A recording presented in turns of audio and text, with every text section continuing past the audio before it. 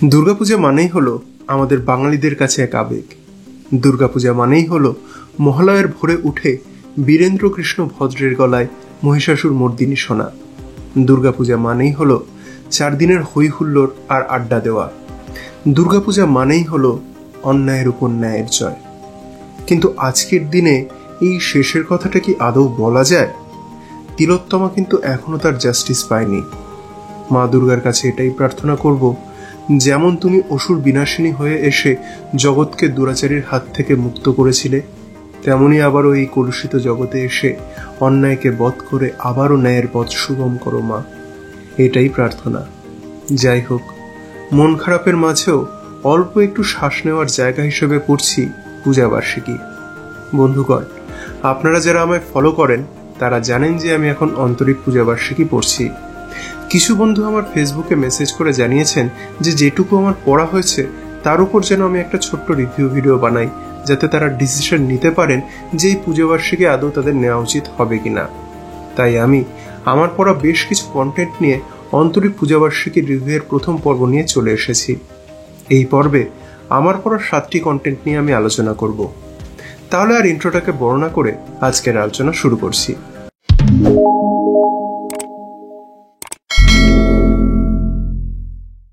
প্রথমেই আগে বইটির প্রোডাকশন কোয়ালিটি নিয়ে একটু বলে নিতে চাই। পত্রিকাটি প্রকাশিত হয়েছে অন্তরিক পাবলিকেশন থেকে। এই পত্রিকাটিতে রয়েছে মোট 8টি উপন্যাস, 10টি গল্প, একটি পূর্ণাঙ্গ নাটক এবং অনেকগুলি কবিতা, প্রবন্ধ, ভ্রমণ বিষয়ক লেখা ইত্যাদি ইত্যাদি। পত্রিকাটিতে মোট 583টি পেজ রয়েছে। পত্রিকাটির মুদ্রিত মূল্য রয়েছে 260 টাকা। পত্রিকাটির বাইন্ডিং কোয়ালিটি আমার মোটামুটি লেগেছে। এছাড়া পেজ কোয়ালিটি এবং প্রিন্টিং কোয়ালিটি আমার ঠিকঠাক লেগেছে। পত্রিকাটির প্রুফ রিডিং এখনো অবধি আমার বেশ ভালো লেগেছে। এখনো অবধি যতটা পড়েছি খুব অল্প কিছু মুদ্রণ প্রমাদ নজরে এসেছে। ফন্ট সাইজ খুব বড়ও লাগেনি, আবার ছোটও লাগেনি। যে ধরনের ফন্ট সাইজ ইউজ করা হয়েছে তা পড়তে আমার কোনো রকম কোনো অসুবিধা হয়নি। এখানে অবশ্য আরেকটা জিনিসও বলে নেওয়ার দরকার, এটি কিন্তু একদম প্রাপ্তবয়স্কদের জন্যই পত্রিকা। এবারে নেক্সট যেটা বলার সেটা হলো প্রচ্ছদ নিয়ে। বইটির প্রচ্ছদ করেছেন সৌরভ সি। ওনার করা সাবেকি প্রচ্ছদটি আমার বেশ ভালো লেগেছে। এবারে আসে অলঙ্করণের বিষয়। এই পত্রিকাটিতে বিভিন্ন কাহিনীতে বিভিন্ন জন অলঙ্করণ করেছেন এবং সকলেই মোটামুটি ভালোই কাজ করেছেন। আমি সেই কাজগুলির স্যাম্পল কন্টেন্টগুলি আলোচনা করার সময় আপনাদের সামনে তুলে ধরব, যাতে আপনারা নিজেরাই স্যাম্পলগুলি দেখে বুঝে নিতে পারেন কাজের কোয়ালিটি। এবারে আসি দুটি বিজ্ঞাপনের ব্যাপারে। আপনারা একটু অবাক হলেন তাই না? বই রিভিউতে আবার কিসের বিজ্ঞাপন? হ্যাঁ, এখনই ক্লিয়ার করে দিচ্ছি। এই বইতে অন্তরীপের আগামীতে প্রকাশিত হবে এমন 2টি বইয়ের বিজ্ঞাপন আছে। একটি হলো অভিকমোহন দত্তের লেখা নিঠুর হয়ে। এটি একটি ঐতিহাসিক উপন্যাস বা কাহিনী। তার একটি ছোট্ট ঝলক রয়েছে এই পূজাবার্ষিকীতে। আর দ্বিতীয়টি হলো শ্রমিক দাশগুপ্তের লেখায় এবং সুমন্ত গুহর আঁকায় একটি সুদীর্ঘ জম্বি চিত্রকাহিনী বা গ্রাফিক নোভেল মৃত্যুভূমি। সেই কাহিনীরই প্রথম 7টি পেজের ঝলক রয়েছে এতে। এই দুটো বিজ্ঞাপন পড়ে আমার তো বেশ ইন্টারেস্টিং লেগেছে এবং ইনফ্যাক্ট আমি অলরেডি মৃত্যুভূমির প্রি বুকিংও করে দিয়েছি। বইটি রিলিজ হওয়ার পর হাতে পেলে সেই রিলেটেড ভিডিও আমি নিয়ে আসব। যাই হোক, এবারে আসি আমার পড়া প্রথম 5টি গল্পের বিষয়। কেমন লাগলো গল্পগুলি? প্রথম কাহিনীর নাম নটশেখরের ছেলে। লিখেছেন অনিমেষ বৈশ্য। নটশেখর অর্থাৎ নাট্য সম্রাটের ছেলের কাহিনী এখানে বর্ণিত হয়েছে। একজন বিখ্যাত ব্যক্তির পার্সোনাল লাইফ যে সবসময় ভালো নাও হতে পারে, সেটাই এই কাহিনীর মূল বিষয় ছিল। সত্যি বলছি, এই কাহিনীটি পড়ার পর জীবনের কিছু কঠোর বাস্তব এসে মনে আঘাত করতে পারে, এতটাই হার্ড হিটিং ছিল এই কাহিনী। আমার পড়তে বেশ ভালো লেগেছে। লেখকের লেখার গুণে এক সিটিংয়ে এই পড়া শেষ করে দেওয়া যায়। নেক্সট কাহিনী হচ্ছে প্রজ্জ্বল পালের লেখা ইন্টারভিউ। বর্তমান যুগে একের পর এক দুর্নীতিপরায়ণ নেতারা যে অ্যারেস্ট হচ্ছে, তাদের সাথে জড়িয়ে পড়ছে কোনো না কোনো মহিলার নাম। এই গল্পে সেরকমই একজন মহিলার বাবা মার কাছে ইন্টারভিউ করতে আসা একজন রিপোর্টার। আসল জীবনে সেই মহিলা কেমন ছিল তাদের জীবন, এই সমস্ত বিষয় উঠে এসেছে এই কাহিনীর মধ্যে। এই কাহিনীর যে জিনিসটা আমার সব থেকে ভালো লেগেছে সেটা হলো কোনো কিছুকে জাস্টিফাই করে কোনো পরিণতির দিকে নিয়ে যাওয়া হয়নি, বরং কাহিনীর শেষে পাঠকের হাতেই ছেড়ে দেওয়া হয়েছে মেয়েটির পরিণতি ভাবার দায়িত্ব। পরবর্তী হচ্ছে দেবাশিস বন্দ্যোপাধ্যায়ের লেখা দুঃখের পঙ্খী। এই কাহিনী হচ্ছে আকাশ এবং পাখির কাহিনী। ছোট থেকেই আকাশ ভালোবাসে পাখিকে, কিন্তু পাখি তার নামের মতনই উড়ে বেড়াতে চায় বিভিন্ন ভুবনে, অর্থাৎ বিভিন্ন মানুষের মনের মধ্যে। ফলে আকাশ যখন পাখিকে পাওয়ার আশা একদমই ত্যাগ করেছে, ঠিক সেই সময় তার জীবনে হঠাৎ করে পাখির আবির্ভাব হয়। আকাশ আর পাখির জীবন কি একই খাতে বইবে, নাকি আবার পাখি উড়ে চলে যাবে অন্য কোনো আকাশে? অন্ধপ্রেম যে মানুষের জীবনে আবার অন্ধকার নিয়ে আসতে পারে, এটাই এই কাহিনীর মূল উপজীব্য। প্রেডিক্টেবল স্টোরি হওয়ার কারণে খুব আহামরিও লাগেনি, আবার খুব খারাপও লাগেনি, মোটামুটি বলা যেতে পারে।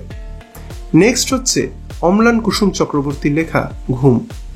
বর্তমানে মানুষ নিজের কাজকর্মে, বা বলা ভালো পয়সা ইনকাম করতে তারা এতটাই বিজি যে তারা নিজেদের ঘুমের জলাঞ্জলি দিয়ে দিচ্ছে।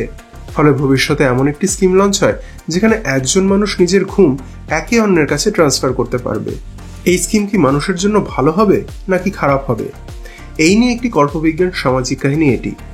যদিও এখানে কল্পবিজ্ঞানের ব্যাপ্তি ওই ঘুম রিলেটেড স্কিমের মধ্যেই সীমাবদ্ধ, তার থেকে বেশি মানুষের উচ্চাকাঙ্ক্ষাই প্রাধান্য পেয়েছে এই কাহিনীতে। গল্পটি পড়তে বেশ মজা লেগেছে আমার, বিশেষ করে এন্ডিংটা। এবারে আসি আমার পড়া শেষ গল্প প্রদীপ্ত রায়গুপ্তের লেখা শ্রাবণ কদম্বের গন্ধের বিষয়ে। রুচিরার সাথে কনিষ্কের প্রেম করে বিয়ে হলেও দুইজনের বিপরীত স্বভাবের জন্য ওদের মধ্যে বনিবনা হয় না ঠিকঠাক। এর মধ্যে রুচিরা যখন বাচ্চা নেওয়ার কথা চিন্তা করে, তখন সে নিজের বাবার বাড়িতে চলে আসে থাকতে। এরপরে বাচ্চা জন্মানোর পর রুচিরা আর কনিষ্কর মধ্যে ঝামেলা এতটাই তুঙ্গে উঠে যায় যে সেই সম্পর্ক ডিভোর্সের দিকে গড়াতে শুরু করে। সমস্ত ঘটনা ঘটে রুচিরার বাবার বাড়িতেই। রুচিরার বাবা কি পারবে তার মেয়ে জামাইয়ের সংসার বাঁচাতে?